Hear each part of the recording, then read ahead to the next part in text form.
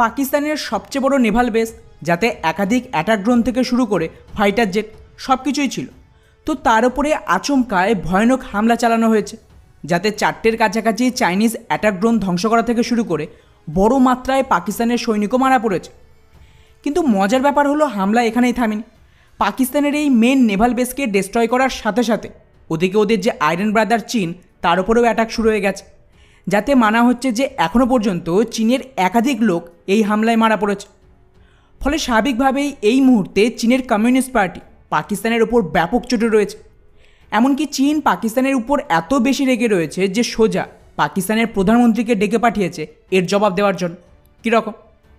তো বন্ধুরা, এই রিপোর্টটা দেখুন, যার মতে গত পরশু বালুচিস্তানে থাকা পাকিস্তানের দ্বিতীয় সবচেয়ে বড় নেভাল বেস পিএনএস সিদ্দিকির ওপর আচমকায় ব্যাপক হামলা চালানো হয়েছে, যেখানে রাতের অন্ধকারে মোটামুটি 6 জনের একটা টিম ভারী হাতিয়ার সহ এই বেসের ভেতরে ঢুকে পড়ে এবং তারপর এখানে থাকা সমস্ত এয়ারক্রাফটগুলিকে বম মেরে উড়িয়ে দেওয়ার সাথে যতজন পাকিস্তানের সেনাবাহিনী ছিল তাদের প্রত্যেককে খুঁজে খুঁজে টপকে দিয়েছে।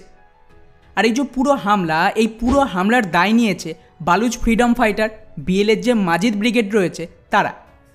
যদিও পাকিস্তানের দাবি যে তারা এই 6 জন বালুচকে মেরে দিয়েছে, কিন্তু এই হামলার যে সমস্ত ভিডিও ফুটেজ সামনে এসেছে সেটা আবার অন্য কথা বলছে। বালুচিস্তানের মিডিয়া দ্য বালুচ পোস্টের রিপোর্ট দেখুন, যার মতে এই হামলার দরুন পাকিস্তানের কিন্তু কম করেও 30 জন সৈনিক মারা পড়েছে, যা একটা হিউজ নাম্বার। বালুচদের দাবি যে তারা অপারেশন জির পাহাজাকের আন্ডারে এই সমস্ত অপারেশন চালাচ্ছে, আর এটা কিন্তু এই অপারেশনের 5ম ভাগ ছিল। এই সপ্তাহে কয়েকদিন আগেই আমি আরও একটা ভিডিও দিয়েছিলাম যে পাকিস্তানের আইএসআই এবং ওদের যে আর্মির হেডকোয়ার্টার রয়েছে বালুচিস্তানে তার উপরেও অ্যাটাক হয়, যাতে ওই হামলায় কিন্তু 25 জনের কাছাকাছি পাক সেনা আর আইএসআইয়ের লোক মারা পড়েছিল। এর আগে 29শে জানুয়ারি পাকিস্তানের বালুচিস্তানে আরও একটা অ্যাটাক হয়, যেখানে ম্যাক শহরকেই দখল করে নিয়েছিল এই বালুচ বিদ্রোহীরা। এখানেও কিন্তু ভারী মাত্রায় পাকিস্তানের সেনা মারা পড়ে, কিন্তু পাকিস্তান পরবর্তীতে এই পুরো খবরটাকে ধামাচাপা দিয়ে দেয়। কিন্তু সবচেয়ে ইন্টারেস্টিং বিষয়, বালুচদের এই সবকটা অপারেশনে ওদের জির পাহাজাকের আন্ডারেই চলছে। আর এখানেই শেষ নয়, এই হামলা কতটা মারাত্মক ছিল তার আইডিয়া আপনি এর থেকেই পেয়ে যাবেন যে এর ঠিক পরেই পাকিস্তান আর্মির নির্দেশে অফিসিয়ালি ওই জেলার সমস্ত হসপিটালে এমার্জেন্সি ডিক্লেয়ার করে দেওয়া হয়। ওখানকার যে ডিস্ট্রিক্ট হসপিটাল রয়েছে তার কিন্তু সমস্ত ডাক্তার এবং নার্সদের এমার্জেন্সি বেসিসে হসপিটালের ডিউটিতে রিপোর্ট করার আদেশ দেয়। অর্থাৎ এর থেকে এটুকু তো ক্লিয়ার যে বড় মাত্রায় পাকিস্তানের সৈনিক মারা গেছে বা আহত হয়েছে, যাদের জন্য কিন্তু এমার্জেন্সি বেসিসে আর্মি হসপিটাল ছাড়াও জেলার যে মেন হাসপাতাল তাকেও এমার্জেন্সি ডিক্লেয়ার করা হয়। এরপর এই সমস্ত এরিয়ার যে সমস্ত মেন রোড বা আশেপাশের রোড রয়েছে তাকে ব্লক করে দেওয়া হয়। পাকিস্তানের আর্মি ভারী মাত্রায় তাদের যে ফোর্স তাদেরকে অন্য শহর থেকে এই শহরে মুভ করাতে শুরু করে।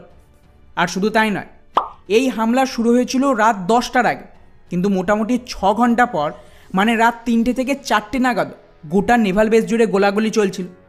এবং এর ঠিক পরেই বিএলের একটা প্রথম স্টেটমেন্ট জারি করে, যেখানে ওরা বলছে যে অপারেশনের একদম শুরুতে মোট 1 ডজনের বেশি, মানে ধরে নিন যে 12টার বেশি পাক সৈনিক মারা পড়েছিল।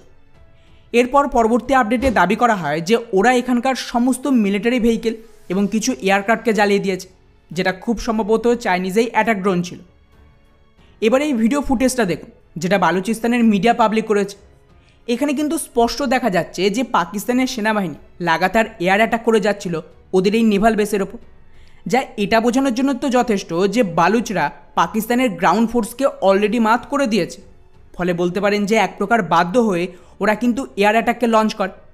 আর বালুচদের দাবি যে পাকিস্তান আর্মির এই এয়ার অ্যাটাকের দরুন ওরা যে বম্বিং করেছে সেখানেই বালুচদের এই 6 লড়াকু শহীদ হয়েছে। যদিও সকালের দিকে অবশ্য আবারও পাকিস্তানের একাধিক অ্যাটাক হেলিকপ্টার ওই বেসের দিকে মুভ করতে দেখা গিয়েছে। কিন্তু বন্ধুরা, মুশকিল হলো যে মুহূর্তে পাকিস্তানের আর্মি এই 6 জন বালুচকে শেষ করে তার ঠিক পরে ওদিকে আরও একটা হামলা হয়ে যায়। আর এই হামলা হয়েছে কোথায়? চাইনিজদের ওপর।